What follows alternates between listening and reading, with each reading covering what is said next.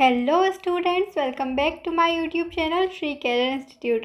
तो हमारा आज का टॉपिक है class 8th MP board Sanskrit का चैप्टर 1 लोकहितम मम करणीयम। तो इस वीडियो में मैं आपको न केवल इसको हिंदी में एक्सप्लेन करूँगी बल्कि इसकी पूरी एक्सरसाइज भी हम इसी वीडियो में सॉल्व करेंगे। तो वीडियो को एंड तक ज़रूर देखिएगा, आपका पूरा पार्ट पूरा चैप्टर इस वीडियो में कवर हो जाएगा।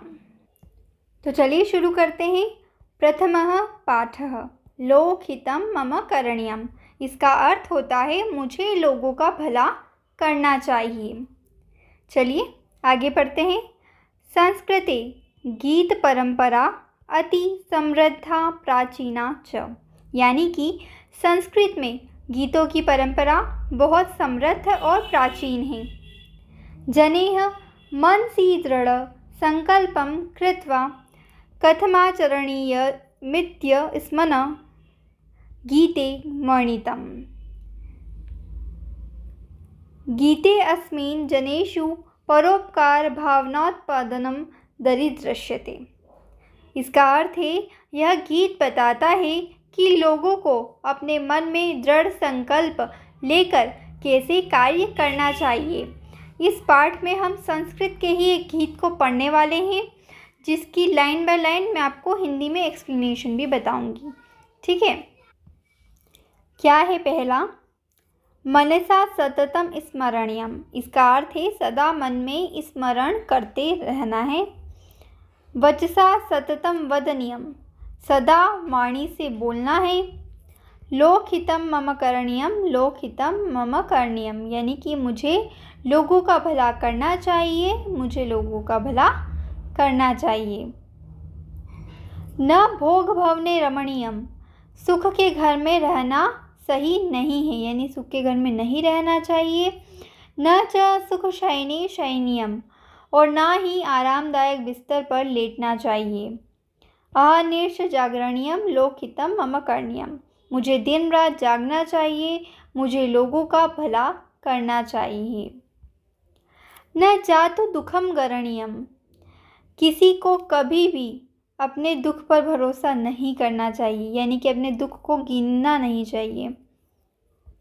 न च निज सौख्यम मननीयम, और न ही अपने सुख के बारे में सोचना चाहिए। कार्य क्षेत्रे त्वरणीयम, मुझे कार्य क्षेत्र में शीघ्रता करनी चाहिए। लोकहितम मम करणीयम, मुझे लोगों की भलाई करनी चाहिए। दुख सागरे तरणीयम, दुख के सागर में तैरना चाहिए। कष्ट पर्वते चरणीयम, संकट के पहाड़ पर चढ़ना चाहिए। विपत्ति विपिने भ्रमणीयम, मुझे विपत्ति रूपी वन में घूमना चाहिए।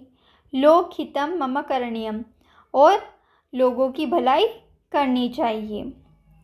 अगला है गहनारण्ये घनांधकारे, घने अंधेरे में जंगल में। बंधुजना ये स्थिरा गहरे, गुफा में खड़े परिजन। तत्र मया संचरणीयम, मुझे वहाँ घूमना चाहिए। लोकहितम मम करणीयम, और मुझे लोगों की भलाई करनी चाहिए, मुझे वही करना चाहिए जो दुनिया के लिए अच्छा हो। ठीक है, तो ये पाठ मैंने आपको समझा दिया है। अब हम इसके शब्दार्थ देखेंगे। शब्दार्थ में पहला है करणीयम। करणीयम का मतलब होता है करना चाहिए, किया गया। त्वरणीयम, त्वरणीयम मतलब होता है शीघ्रता करनी चाहिए। अगला है दुख सागरे, दुख रूपी सागर में। कष्ट पर्वते, कष्ट रूपी पर्वत पर। गहनारण्य, गहन वन में। गहरे यानी गुफा में। चलिए आगे है अभ्यास। अभ्यास के अंदर हमारे सामने पहला प्रश्न है एक पदेन उत्तर, जिसके कि जिन प्रश्नों के उत्तर हमें केवल एक शब्द में लिखने हैं उन्हें ही हम एक पदेन भी कहते हैं। ठीक है, पहला है मनसा किम करणीयम, यानी मन से क्या करना चाहिए, तो हमें स्मरण करना चाहिए, स्मरणीयम। वचसा किम करणीयम, हमें वाणी से क्या करना चाहिए, तो वदनीयम, यानी कि बोलना चाहिए। अगला है कस्मिन न रमणीयम, किसमें नहीं रहना चाहिए, तो हमें किस में नहीं रहना चाहिए, भोग भवने यानी सुख देने वाले घर में। अगला है किम न गरणीयम, क्या नहीं ध्यान रखना चाहिए, तो होगा दुखम यानी दुख को। अगला है किम न मननीयम, यानी कि क्या नहीं सोचना चाहिए, तो होगा निज सौख्यम यानी अपने सुख को। अगला प्रश्न देखते हैं। अगला प्रश्न है हमारे पास एक वाक्येन उत्तरम लिखत, यानी कि यहाँ पर हमें एक वाक्य में उत्तर लिखना है। पहला है कुत्र त्वरणीयम, हमें कहाँ शीघ्रता करनी चाहिए, तो होगा कार्य क्षेत्रे त्वरणीयम यानी कि कार्य के क्षेत्र में। अगला है कस्मिन तरणीयम, यानी कि हमें किसमें तैरना चाहिए, दुख सागरे तरणीयम यानी दुख रूपी सागर में तैरना चाहिए। अगला है कुत्र चरणीयम, यानी कि कहाँ चढ़ना चाहिए, तो होगा कष्ट पर्वते चरणीयम। अगला है विपत्ति विपने किम करणीयम, यानी कि विपत्ति यानी संकट रूपी वन में क्या करना चाहिए, तो होगा विपत्ति विपिने भ्रमणीयम यानी कि संकट रूपी वन में घूमना चाहिए। अगला है मम किम करणीयम, यानी कि मुझे क्या करना चाहिए, मम लोकहितम करणीयम यानी मुझे लोगों की भलाई करनी चाहिए। अब अगला प्रश्न हमारे सामने है उचित योजित यानी कि जोड़ी मिलानी है, जैसा कि मैंने यहाँ पर ऑलरेडी सॉल्व कर रखा है। पहला है मनसा, तो मनसा को हमने मिलाया सततम स्मरणीयम, मन से हमेशा स्मरण करना चाहिए। वचसा सततम वदनीयम, वाणी से हमेशा बोलना चाहिए। भोग भवने न रमणीयम, यानी कि सुख रूपी भवन में नहीं रहना चाहिए। लोकहितम करणीयम, लोगों की भलाई करनी चाहिए। अहर्निश जागरणीयम, यानी हमेशा जागना चाहिए। अगला प्रश्न है हमारे सामने शुद्ध वाक्यानाम समक्षम आम, अशुद्ध वाक्यानाम समक्षम न इति लिखत। चलिए इसे भी कर लेते हैं। पहला है कष्ट पर्वते चरणीयम, तो इसका हो जाएगा आम। अगला है दुख सागरे न तरणीयम, इसका हो जाएगा न जातु दुखम गरणीयम, इसका हो जाएगा आम। विपत्ति विपने न भ्रमणीयम, इसका हो जाएगा न। अहर्निश जागरणीयम, इसका हो जाएगा आम। अगला प्रश्न है उचित पदेन रिक्त स्थानाम पूरयत, तो इसमें देख लेते हैं। पहला है बंधुजना ये स्थिरा, तो यहाँ पर हो जाएगा गहरे यानी गहरे वन में। लोकहितम करणीयम, भोग भवने न रमणीयम, कार्यक्षेत्रे त्वरणीयम, कष्ट पर्वते चरणीयम। ये उत्तर मैंने यहाँ पर लिख रखे हैं, आप इन्हें लिख लीजिए। अगला प्रश्न हमारे सामने है नामोल्लेख पूर्वकम समास विग्रहम कुरुत, यहाँ पर लिखे हुए जो नाम है इनके समास विग्रह करके समास का नाम भी हमें बताना है।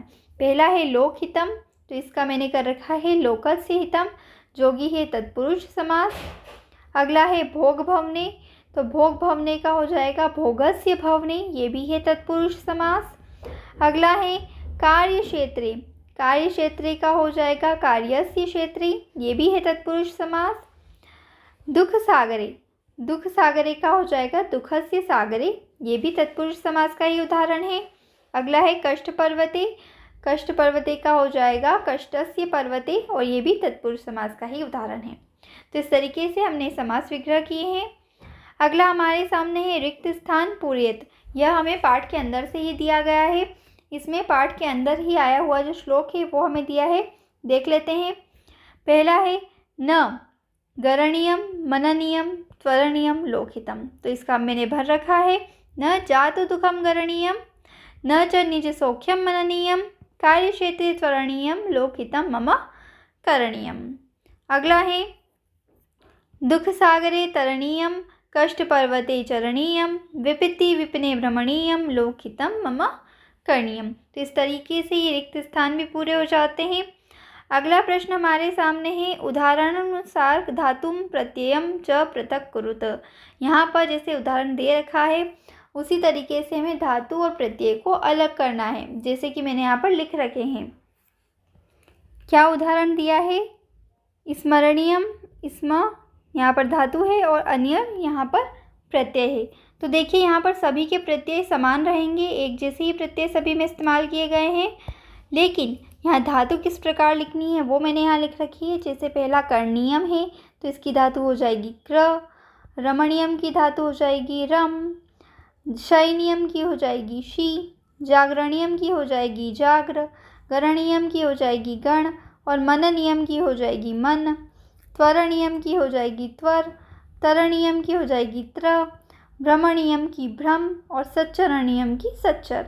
और यहाँ पर प्रत्यय सभी के एक समान रहेंगे। अगला प्रश्न हमारे सामने है मम कर्तव्यम इति विषयमलम्ब्य संस्कृति 10 वाक्यानि लिखत। मम कर्तव्य यानी मेरा कर्तव्य, इसके ऊपर संस्कृत में हमें 10 वाक्य लिखने हैं।